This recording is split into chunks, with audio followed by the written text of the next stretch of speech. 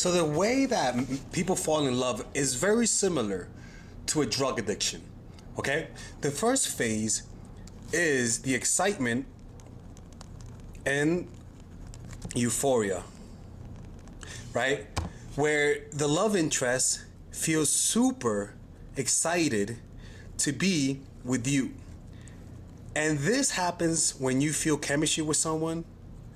This happens when you have that type of like chemistry from the first time. They call that being in love at the first sight, right? Now, it involves certain pleasure and reward system. This creates a feeling of intense happiness and euphoria. Now, similar to drugs, right? Using addictive substance leads to a surge of dopamine that will create a rush of pleasure and a rush of euphoria. Okay, that's the first step. And you see this all the time in relationships where you meet someone and you feel like you have strong chemistry with them, and all you want to do is spend all your time with them, right? And you don't notice how much you like them until you leave them, right? Until you do things on your own and you realize that there's a gap. The thing is that, just like we're going to talk about later how dopamine receptors work, seeing somebody that you love, seeing somebody you have chemistry with, creates a gap in your heart that only they can fill. Now, why does it create a gap? Well, because in order for you to feel that intense pleasure, you're gonna naturally compare it to your normal life, right? This is the world, right? You're gonna compare it to your normal life. You're gonna say, "Oh my God, this person makes me feel so good that all of a sudden I feel like there's something empty inside of me." So as you can see, liking someone, finding somebody that you like, creates an emptiness that only they can fulfill. Right? And that's, we're social animals, right? We did that because we don't have if we don't do that, we're not going to fall in love. Now, the second thing is obsessive thoughts and cravings, right? You start to once when they're not around, that's when the magic happens, right? That's when you start to imagine them in your minds, right? You start to imagine how they are. You start to exaggerate their traits and diminish their negative traits. In other words, you start to idealize them. And very similar, early stages of love involves constant thoughts about the partner, a sense of longing, a desire to spend time with them. And addictions experience cravings and obsessive thoughts about their next fix, driving an overwhelming need to use the substance. It's a compulsion. It's something that you deeply desire, and if you don't have it, it'll drive you freaking crazy if you don't have that drug. Now, the next thing that happens is that they start to develop tolerance. This is what tends to happen when two couples stop having sex. A lot of times this happens, right? Over time, the initial high of falling in love can diminish, requiring a deeper emotional bond with the person, shared experiences to maintain the same level of excitement. Now, in this case, you don't have to have shared experiences. All you have to do is just spend time with them in a very simple way. And the spending of time will not come with dopamine. It'll just come with feelings that are just relaxing, right? It's not excitement. You guys are not freaking doing fireworks. It's just simple feelings with the person. And this acclimation, they become family in our minds. We get used to seeing them. And we get used to seeing them in the morning. We get used to seeing their texts. And this habitualness reduces their sexuality, but it increases the emotional connection. Now, similar to drugs, with continued use, addicts develop a tolerance, needing larger doses, where before you just needed this amount of weed, right? Now, you need this amount of weed to get high, right? And this is how the tolerance is developed. Now, the next thing is that you start to develop dependency. This is when you start to realize you love them, right? You might think it's getting boring. You might think that this relationship is getting a little too boring. You see them every day. It's the same thing, and you're kind of like just blah about it. But then one day they exit your life for a very short period of time. And then you realize that you actually miss them.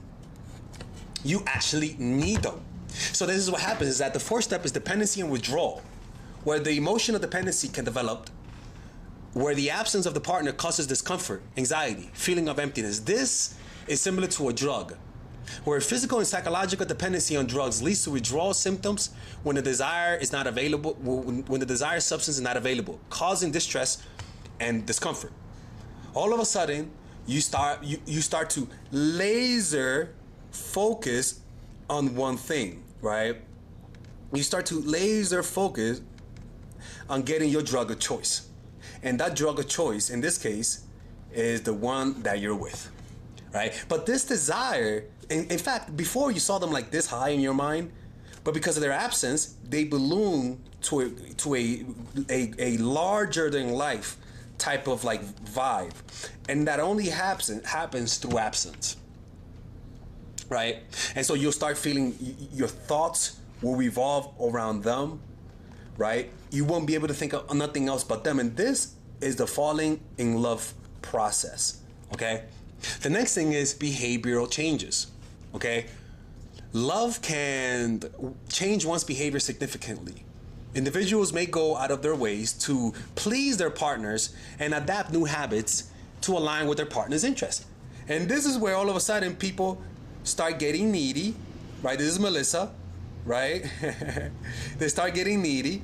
They start doing anything you want for them, right? You start freaking begging for their attention, right? But this is pleasurable because if they also feel the same, they're gonna find your needy, creepy habits exciting because they're like, oh my God, this person likes me as much as I like them. So when it's a two-way relationships, your needy, creepy habits actually is a good thing, right?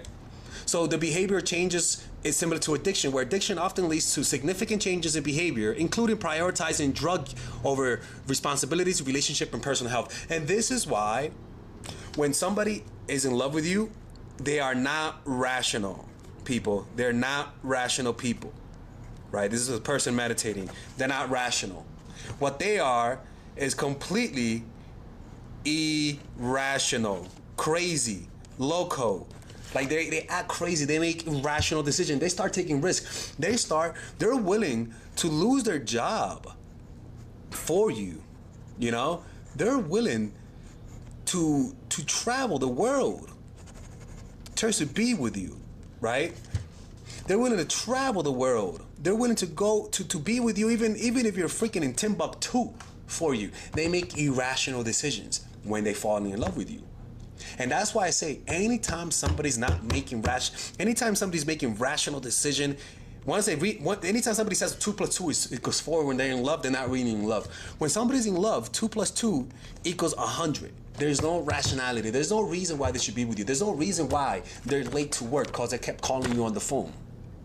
And that's where it'll go to, they start to neglect other aspects of their lives, and it'll cause them, but this neglection in drug is negative. But this neglection in a healthy relationship is positive. Because the two people become one. The two become one, and they literally start to look like each other. This process, in a negative way, can turn really dark. But in a positive way, this process is what everyone does when they fall in love. They become each other. The problem is that some people are so toxic that becoming them equals becoming a monster themselves. By the way, if you guys enjoy this type of content and you want to make somebody fall in love in your life, and you want guidance from me specifically, not from an AI and not from an assistant of mine, you guys can click on the description down below where it says work with me one-on-one, and you'll be able to learn the strategies of how to become a drug to the person that you're dating so that they can become addicted to you without going straight to hell. Click on the description down below where it says work with me one-on-one, or else I'm closing the channel. Let's continue with the video. Okay, so let me explain to you this concept. I saw this concept in a vision. I keep having these visualizations about desire, right? Because lately I've been having my own problems with desire, right? And it comes in an image that whenever I want something, this is what I see in my mind, right? I see this.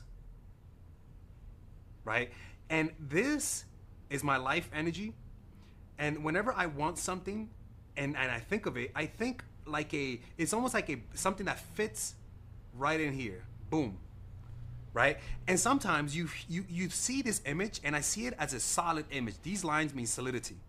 But then there are times when I'll think of the same thing, but then when I think of it, I think of it, but it feels more transparent. And because it's so transparent, it just floats away over time. But sometimes when I'm feeling really sad and lonely, these thoughts create, the same thought becomes more solid. And it's almost like it gets like chiseled in. Like it's like it gets stuck inside, right? And this causes you to think of that thought as real. It feels real, it feels desirable, as opposed to a thought that's just fleeting. In other words, a thought that you disidentify with, it just goes away. And because it feels solid, like this, like I said, it feels solid, it feels like it'll never go away because it feels solid. But then what happens is that when you go to sleep with the same thought and you wake up, you realize that this same thought all of a sudden possesses a transparent type of quality, that it almost like that same the next morning it floats away. Why? Because you resetted your emotions. You slept, and all of a sudden sleeping literally is almost like sleeping disintegrates strong patterns in the mind, right? Or not thinking, right? The thoughts and the emotional reaction to the thoughts creates like the glue. The reaction to this creates the glue. The more you react, the more solid it'll be. The more you become present, the more transparent it'll be. It's natural atrophy for thoughts that feel solid to become transparent over time if you don't act on it and you just observe it. The truth is that meditation gets you to the spot where things become transparent. Even your body becomes transparent, but that's for a whole nother topic. So your whole life, your whole essence, your brain is literally this, right? And each time you have a desire, it creates a gap so that then the body can fill in that gap with a desire, right? Because the capacity for pleasure that you have can only be achieved by creating a deep hole in your mind so that you can feel this pleasure. But this hole that you create is also the source of your pain. Once this pleasure goes away, you'll be left with emptiness. And this is the numbing feeling you feel when you use a lot of drugs or you feel like there's no purpose in life. This is the numbing feeling you have, which is the self that's lost through engaging in dopamine filling behavior. The more dopamine you need, the more of yourself you lose, and the more you'll need it. But the truth is, this is all an illusion. This is all the solidity of the things that you feel like you need to fill in this. It's really just an illusion. And the way you notice it's an illusion by observing that reality. Observing that if you just stay present and you keep observing it, what happens is this would turn into this. And if you keep looking, all of a sudden it'll turn into this. And if you keep looking, it'll turn into nothing, which was the transparency of it. Reacting to it turns it into this. More reacting, which means I want it or I don't want it, turns into more solid. The more you resist, the more it'll persist. But if you just observe it, it'll turn into its nature, which is transparent. Filling that gap with a desire. And sometimes these gaps are transparent, like a fleeting thought or fantasy, or sometimes they're really solid and stick there, right? And so what I want you to understand is that in order to create space for desire, there has to be some loss of self, some unhappiness, right? And this is where some people get addicted to people, that they're so unhappy that when somebody provides any sense of validation, they use their validation to fill this big fucking gap inside of their hearts. And that's how they get addicted to you. But sometimes they like you, but only fleeting. So the way they see you in their minds is going to be more of like a transparent vision of you. It's not going to be solid. It's not going to be, so as a result, it's really it's going to fade away over time. And how do you make it solid? Well, the solidity comes through the emotions behind it. In other words, the more emotion there is behind this desire, the more solid or dense it'll be. It'll have a similar quality to this.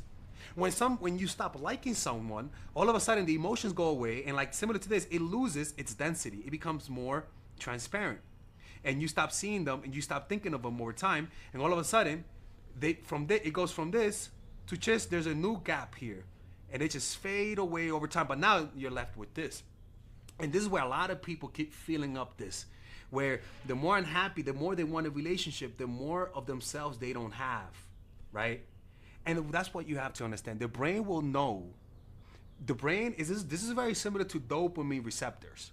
Okay, this is very similar to dopamine receptors, where the more unhappy you are, the more of a creator there is, and the more things you need, which is from the relationships, drugs, to fill in this gap. And sometimes you have a stimulus, someone or something, that completely fills in this gap, and you become highly addicted to them.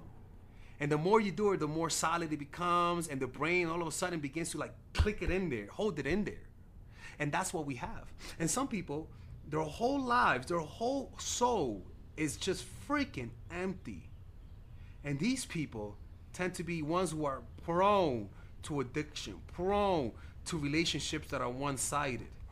And how do you fill these gaps? How do you recover this? Because at the end of the day, what you want is this.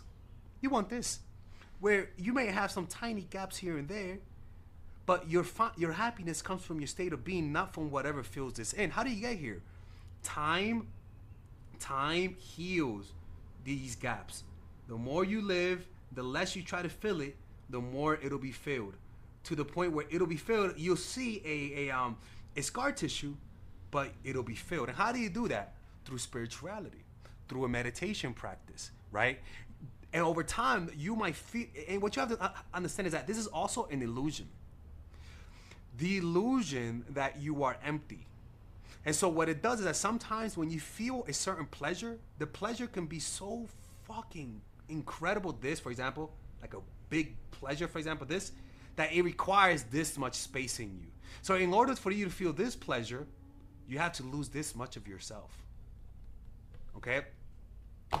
So a lot of you guys have been asking me, how can I purchase all of your courses in one go? Well, if you guys want to purchase all of them, you guys can join the Mindful Attraction University, people. Yeah, that's right. And in this, you'll be able to access all of my courses for $3.99. Initially, if you purchase all of my courses, Emotional Mastery, Psychological Game of Attraction, my new course, The Feminine Woman, Natural Chemistry, Charisma Blueprint, Nice Girl, you guys can purchase all of it for $600. But with the bundle deal, you guys can purchase it for $3.99. Or you guys can purchase it in 3 easy payments of $125, people. Yeah, that's right. Or you guys can purchase it with the bonuses. So you not only do you get the courses, but the bonuses. And that comes down to $7.99. Or 4 easy and mindful payments of $199. Now, these bonuses are not regular bonuses. These bonuses are legit, almost like courses within a course, right?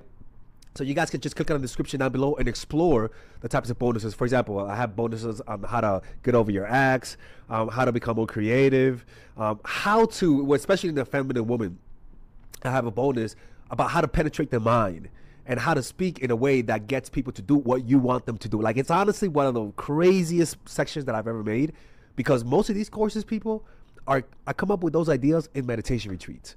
Nobody goes to the extent that I go. I go to meditation retreat to create these courses. There's a 14-day money back guarantee. If you don't like it, just ask me for the money back within 14 days, and I'll give you all the money back. Father Alex has never rejected a money back offer if I offered it. So, and if you guys already purchased one of my courses, for example, and you guys want to get the bonuses while getting a discount, you know what I'm saying? I have discount codes for people who purchase my courses. So if you purchase my courses, just send me a private message. Or if you work with me one-on-one, I'll give you a big discount for the courses. And there I can help all of you guys understand that this is a movement. Most people never knew this type of knowledge before. And I am trying to empower women across the world and liberate them from these negative and one-sided relationships through these courses. So hopefully you guys can spread the message and help other people out. And I'll see you guys inside. Or else I'm close to